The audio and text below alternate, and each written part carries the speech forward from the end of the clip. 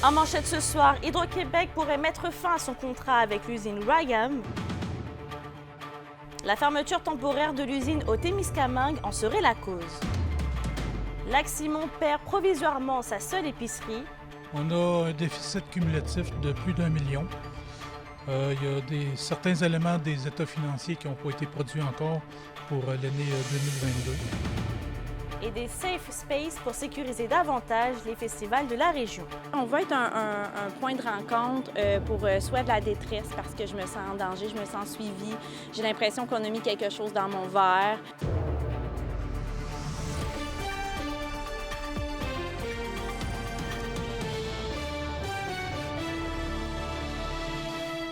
Bonsoir tout le monde et bienvenue au TVA de 18h.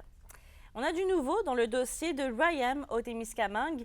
Anthony, on a appris aujourd'hui que l'entreprise et Hydro-Québec pourraient mettre fin à un important contrat d'électricité.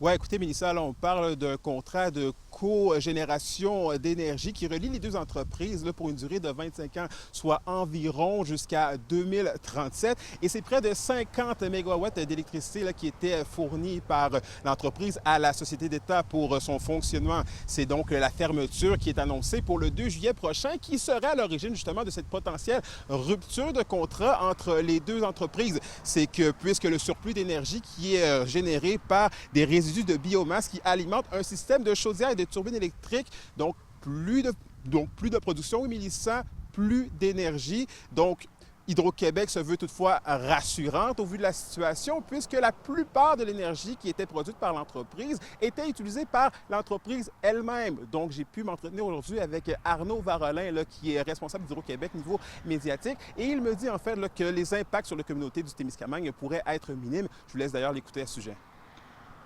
Ce n'est pas un bilan qui est complètement négatif. Il y a une augmentation de consommation de la part de cette entreprise, mais elle est relativement faible. Par contre, ce qu'on a acheté, c'est sûr qu'aujourd'hui, l'électricité, c'est quelque chose de précieux. C'est quelque chose qui est vraiment important dans la région. Donc actuellement, on rebalance avec nos autres types d'approvisionnement. Et actuellement, il n'y a pas de problème, on va être capable de répondre aux besoins de la population et de la croissance de la région en général.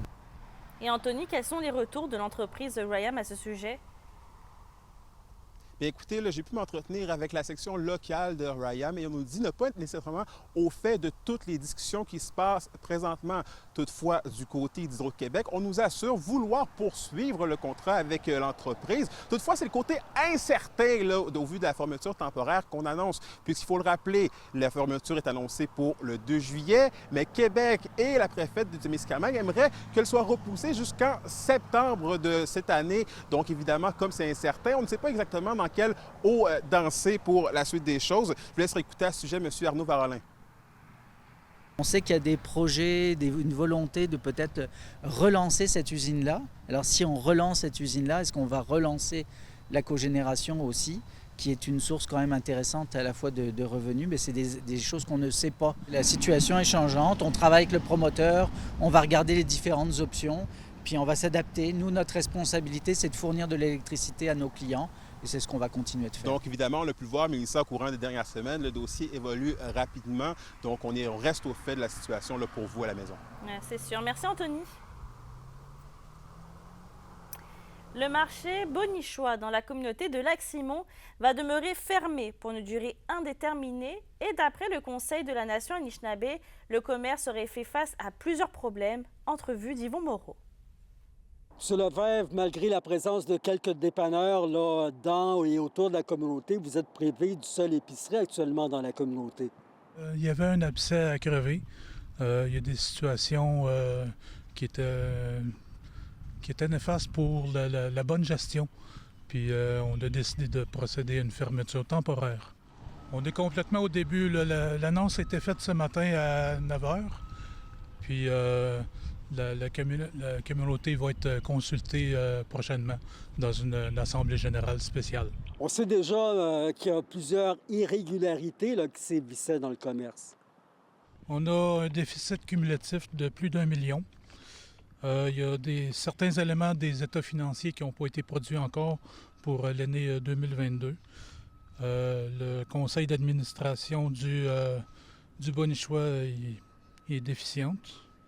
On a eu des rapports d'insalubrité aussi dans quelques départements. Il y a des retards assez fréquents du personnel. Il y a aussi du roulement dans le personnel, fait que c'est toujours à remontrer aux gens comment s'occuper des caisses, comment s'occuper des départements, puis ça occasionne des frais supplémentaires pour ne nommer que ces éléments-là. On va procéder à une réouverture future. La date, on n'est pas sûr. Ça peut prendre peut-être un mois ou deux, ou peu importe le laps de temps que ça va prendre pour vraiment redresser la situation, tout analyser, puis prendre des bonnes décisions pour une saine gestion. On a des situations à analyser, puis porter des recommandations quant à la suite des choses. La saison des festivals est officiellement lancée et tout au long de l'été, des organismes de prévention seront présents dans les événements pour soutenir les festivaliers qui peuvent éprouver des difficultés. Kémia Laliberté a les détails. Qui dit festival peut aussi vouloir dire foule, intoxication et agression. Pour offrir une présence rassurante aux festivaliers, des organismes de prévention vont déployer des espaces sécuritaires, communément appelés Safe Space, dans différents événements du territoire cet été. On va être un point de rencontre pour soit de la détresse parce que je me sens en danger, je me sens suivie, j'ai l'impression qu'on a mis quelque chose dans mon verre. Mon ami est intoxiqué, je suis inquiète pour lui. De toutes sortes, s'il y a une personne qui se sent inconfortable, qui est victime d'agression sexuelle sous toutes ses formes, ça peut être des paroles qui la mettent inconfortable, des attouchements. C'est aussi pour les personnes témoins qui veulent venir comme s'outiller pour réagir, pour mieux intervenir auprès de la victime. Des intervenantes remarquaient que différents événements malencontreux se produisaient durant les festivités dans les dernières années. C'est pourquoi, selon elle, il devenait essentiel d'offrir une assistance immédiate aux festivaliers. Je me présentais dans les festivités surtout pour me faire voir, me faire connaître, mais au fil du temps, j'ai réalisé qu'il arrivait toutes sortes d'événements pendant ces festivités-là. De la surconsommation, des micro-agressions, des agressions. Puis malheureusement, on le sait toujours après. Tout le monde a déjà été en contact ou a déjà vu une situation où la personne n'avait pas l'air confortable, mais on n'ose pas, on dirait, dénoncer, on n'ose pas intervenir, alors que des fois, une petite phrase, un petit geste pourrait vraiment faire en sorte que la soirée, pour une personne, se passerait mieux. L'objectif de ces kiosques est aussi de faire connaître les services des organismes et de potentiellement aider des usagers à plus long terme. C'est plus des interventions qui sont spontanées, temporaires, mais vu qu'on est tous des ressources qui restent dans le milieu par la suite, ça pourrait être intéressant effectivement que le CAPAX, que le travail de rue développe des liens ce soir-là avec des personnes qui vont peut-être revenir dans nos services. Les organismes de prévention vous invitent donc à garder l'œil ouvert puisque vous pourriez voir de ces espaces sécuritaires au Festival Équestre de la Sarre, à Ossisco en Lumière ou au Festival d'humour émergent. Kémia La Liberté pour RNC Nouvelles. Vos réponses à la question du jour TVA. Une présentation de la Clinique infirmière Nord-Ouest partout dans la région. Nous vous offrons des consultations rapides avec des infirmières et infirmières praticiennes spécialisées et un nouveau service de téléconsultation. Contactez-nous pour plus d'informations ou visitez notre site Web. Et à la question du jour, on vous demandait, trouvez-vous que les festivals dans la région sont des endroits sécurisés? Vous avez répondu oui à 61%.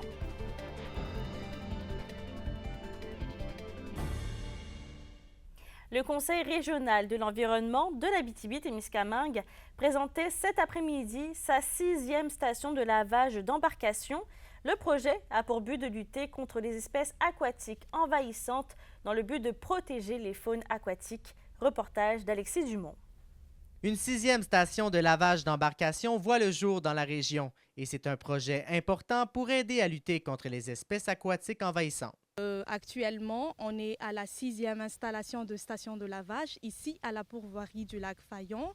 Et pour le moment, on lutte contre 2 principales espèces exotiques aquatiques envahissantes en région. Je pense que nous autres, on est intéressés à ce que les touristes viennent nous visiter, excepté que les espèces exotiques envahissantes, on ne les veut pas.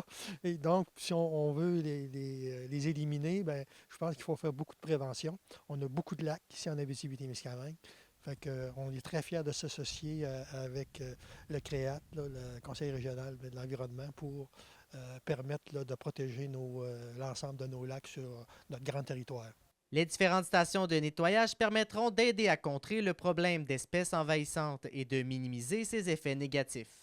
Leur donner la possibilité de laver tout ce qui est en contact avec l'eau. C'est vraiment ça qui est le bout important parce que les différents types de végétaux ou d'animaux qui composent les espèces exotiques envahissantes peuvent rester accrochés à tout ce qui est exposé à l'eau. Des stations seront installées dans les différentes MRC un peu partout sur le territoire. Je sais qu'il y en a d'installés au Témiscamingue. Il y en a quelques-unes installées au Témiscamingue. Il y en a d'autres qui sont installées, une à Val-d'Or, si je ne me trompe pas.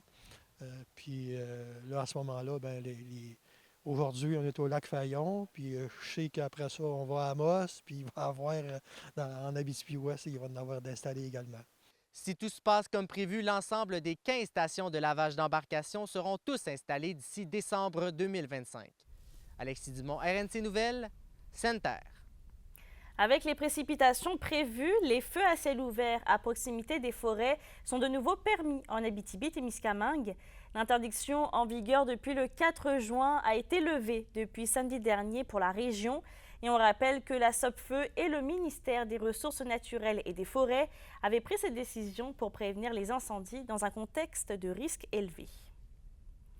On passe dans le monde municipal maintenant. C'était jour de vote hier pour les citoyens de la ville d'Amos. Une élection partielle avait lieu pour combler le siège numéro 1 et c'est Mario Bédard qui obtient officiellement la majorité avec 339 votes, soit 35,4%. Un total de 958 électeurs et électrices ont été aux urnes de l'école secondaire d'Amos, pavillon La Forêt, ce qui représente un taux de participation de 9,34%.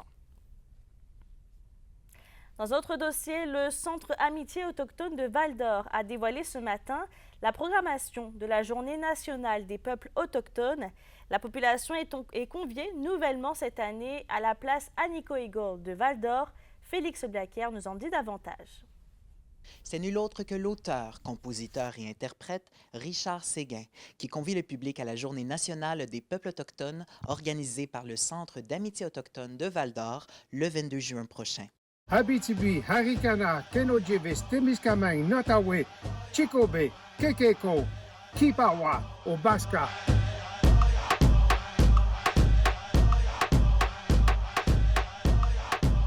La journée se déroule sous le thème de la célébration des cultures autochtones, mais surtout de leur partage.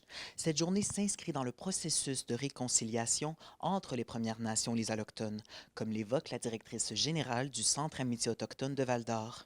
La réconciliation entre nos peuples exige de la rencontre.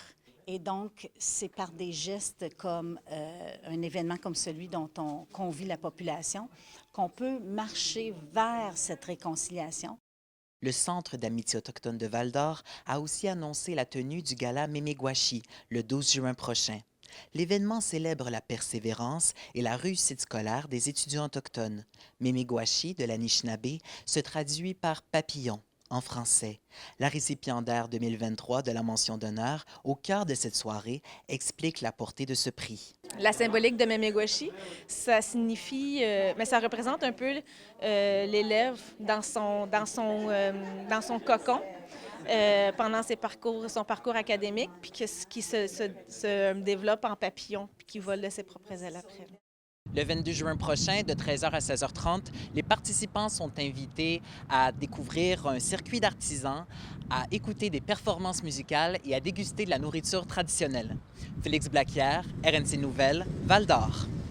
Et d'ailleurs, en lien avec les Premières Nations, Québec injecte 650 000 $ pour prévenir la violence conjugale et familiale chez les personnes autochtones en milieu urbain.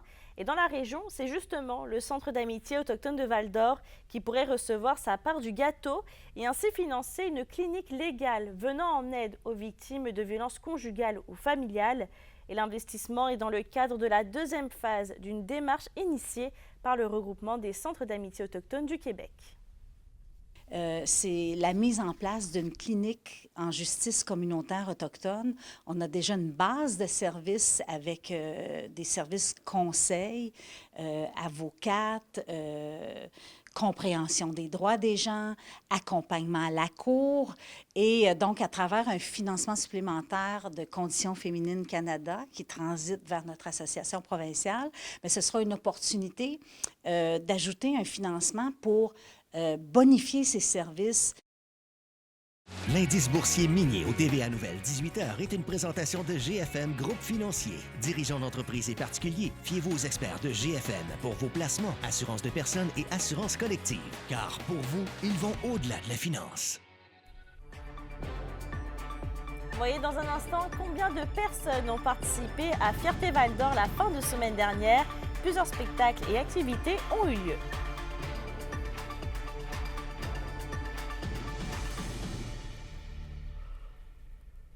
Les SADC de l'Abitibi-Témiscamingue et du nord du Québec vous présentent la bonne nouvelle économique TVA. L'ouverture de la boutique La Zone Express par l'entrepreneur Maxime Paré offre aux passionnés de jeux vidéo une gamme complète de services, allant du rachat et de la réparation de jeux et consoles à la vente de produits neufs et d'occasion. La nouvelle boutique Sispa Center propose également des articles à collectionner. Cette expansion a créé 2 emplois, contribuant ainsi à dynamiser l'économie locale. Les SADC, partenaires de l'économie de la région.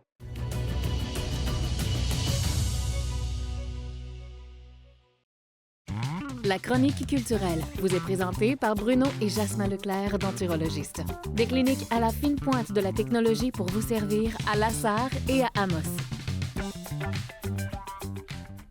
Justine, la Fierté Val-d'Or a affronté la pluie avec des arcs-en-ciel dans la région la fin de semaine dernière.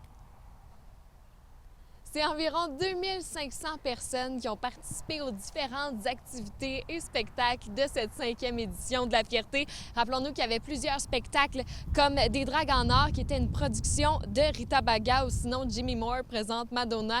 Et il y a plein d'activités flamboyantes aussi qui ont eu un grand succès, comme la Marche de la diversité. Ça, toutes ces activités-là puis ces spectacles-là, ça a fait que cette année, ça a vraiment été un succès. Ça a été une des meilleures éditions de la Fierté Val-d'Or. Et on peut déjà dire que ça va être de retour pour une 6e édition l'année prochaine, du 5 au 8 juin 2025.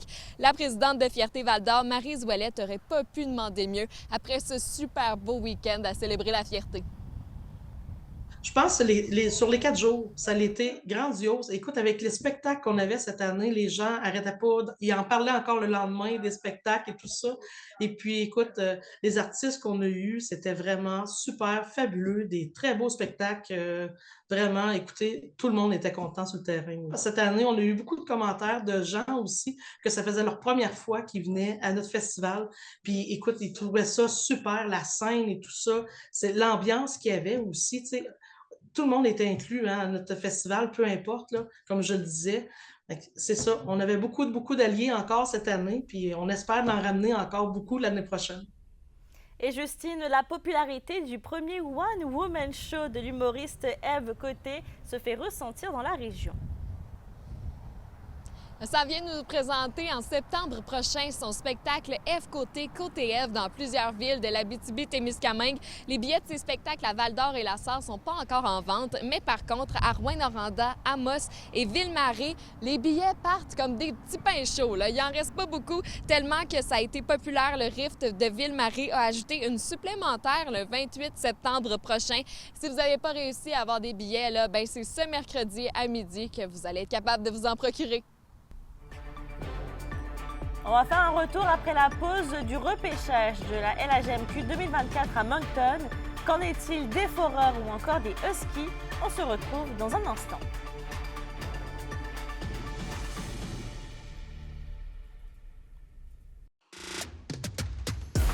Les sports vous sont présentés par Thibaut GM, votre concessionnaire de confiance à Rouyn-Noranda, là où qualité et choix se rencontrent. C'était ce week-end au repêchage 2024 de la LHMQ que les Foreurs de Val-d'Or entamaient une étape importante de leur reconstruction. Le Vert et Or détenait le 2e choix au total de cet encan. Alexandre Cabana était sur place à Moncton. Les Foreurs de Val-d'Or, we are very proud to select from les Estacades de Trois-Rivières, Benjamin Cossette Ayotte. Les Foreurs jettent donc leur dévolu au 2e rang sur le meilleur défenseur du repêchage, selon les experts. Cossette Ayotte viendra certainement combler un besoin de talent élite à la ligne bleue du Vert-et-Or. Un draft à Val-d'Or, c'est exceptionnel. J'ai hâte de gagner une prochaine coupe avec Val-d'Or. C'est extraordinaire, honnêtement. C'est un feeling. Ça fait tellement longtemps que je travaille. Un gros défenseur comme ça, bon en sortie de zone, capable de repérer les attaquants, c'est vraiment plaisant. Le directeur général Maxime Desruisseaux a été des plus actifs ce week-end et les Foreurs ont finalement repêché 2 autres fois en première ronde. D'abord, un autre défenseur, puis un attaquant. Pour nous, c'est une surprise. Jacob Gaucher, au numéro 16, on ne s'attendait pas à ça. Écoute, il était listé, là, vous regarderez avant les fêtes, là, mais il était listé dans le top 5, si je ne me trompe pas. Donc, où ce qui est à 16, écoute, c'est un aubaine pour nous. Et puis, ça fait deux gros défenseurs qu'on rentre à l'arrière, donc c'est vraiment plaisant. On a eu une opportunité de faire une transaction et puis de rentrer un attaquant avec... moi, je faisais un talent offensif comme ça. Benjamin, oui, merci. Donc, on est vraiment heureux de notre journée. Là.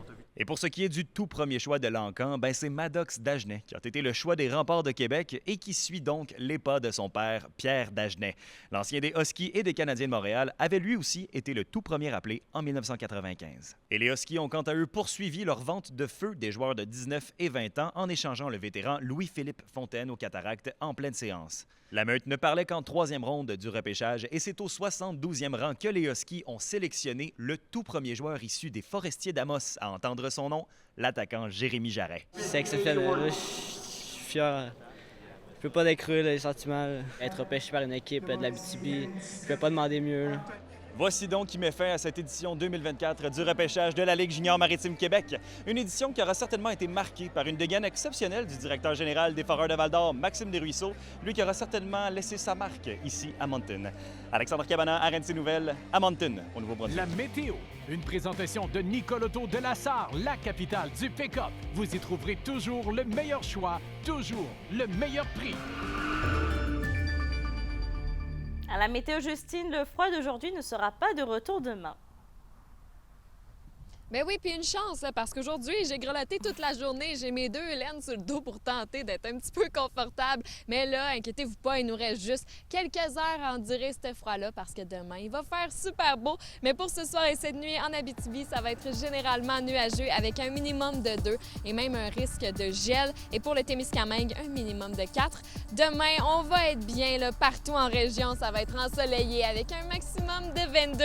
Et un petit aperçu pour mercredi, ça va être ensoleillé également avec un maximum de 24 pour l'ensemble de la région. On a réussi à passer à travers la journée froide d'aujourd'hui, fait que notre récompense, c'est du beau temps pour les 2 prochains jours. Ça, c'est une bonne nouvelle. Merci, Justine. Et je termine avec le jeune athlète de Rouyn-Noranda, Olivier Gobert, qui s'est classé 7e au concours individuel au championnat canadien de gymnastique. Sur ce, je te souhaite de passer une excellente soirée et on se retrouve demain.